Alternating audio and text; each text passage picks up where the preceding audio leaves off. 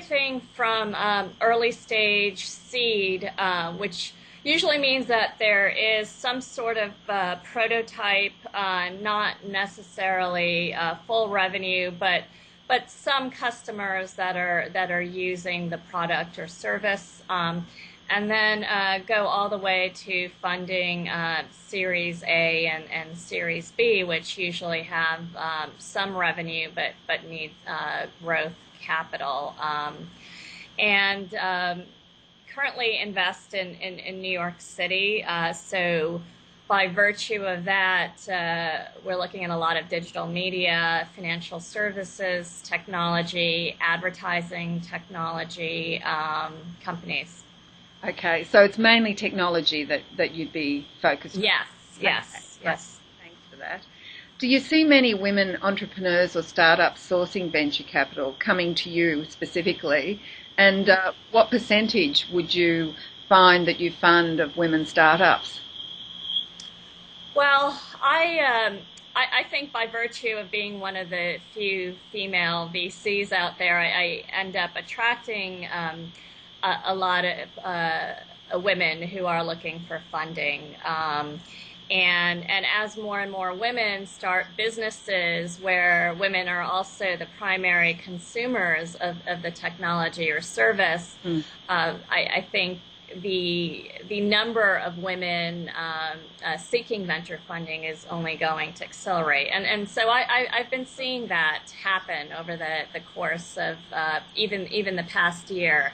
So I think that's very encouraging, and it has a lot to do with just the number of women that are using technology. I mean, I wrote a piece in VentureBeat that was just published yesterday on the evolution of the online fashion industry. And if you look at a lot of the startups I refer to in that piece who are creating the next generation of fashion and commerce companies, a lot of the founders are women.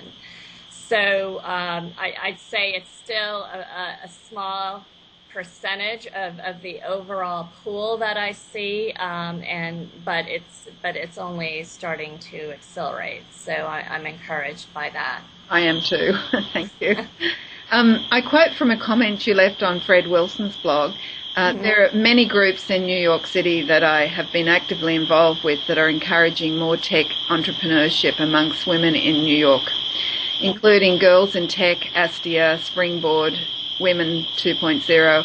I have mentored, organised, moderated and participated on countless panels on the topic and have invited men who make up a large percentage of my network to attend, but many do not. We need an inclusive conversation on the topic. One of them was held at Dogpatch, and many of the 2.0 something male entrepreneurs there. Oh, I meant the 20-something male entrepreneurs. So I'd say the younger generation. Yeah, sorry. 20-something male entrepreneurs there attended and commented that they found the conversation enlightening.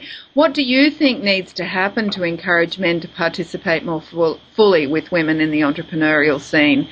And what have you found that works and what doesn't? Because obviously you've been trying to get them involved. Well, I think there are two issues here. One is just general networking in the technology space. And I think that's happening organically as more women are starting businesses and going to these networking events and understanding that, you know, this is where you can interact with other entrepreneurs and VCs, that interaction is already starting to happen. So that's good. So I go to, you know, the New York Tech Meetup, and while it is still predominantly male, I still see a lot of women who I know are looking for funding, attending these events and interacting with other entrepreneurs and VCs. So that's happening. I think there's another issue around women and first-time entrepreneurs in general being able to actually close on the deal and get venture funding. And I think there needs to be a realization that men and women are different. I mean, there's been a lot of press recently, and I have to say my own experience verifies that women are more conservative a lot of times when they're putting together their business plans, and and in my experience, have often weighed the risks a lot more, and so there'll be more of downside scenarios in their plans sometimes, or if they don't want to overcommit. And VCs are used to seeing things through a certain lens, and in terms of plans, and doing their standard haircuts of the plans, and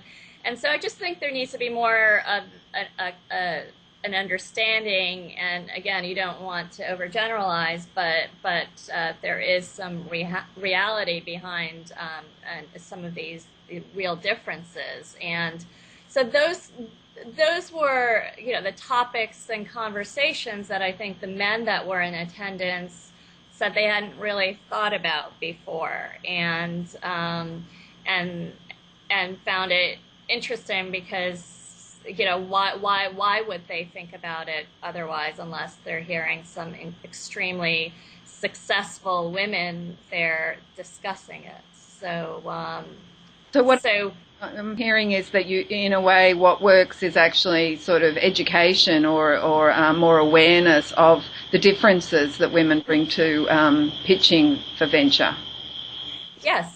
The differences, and a recognition of what those differences may be, so it doesn't negatively impact them when they are out there looking for funding. Got it. That's great. Thank you for that. I'm sure other women would appreciate that information. What are some of the challenges you've had to face personally to be a female venture capitalist? Is there a huge list?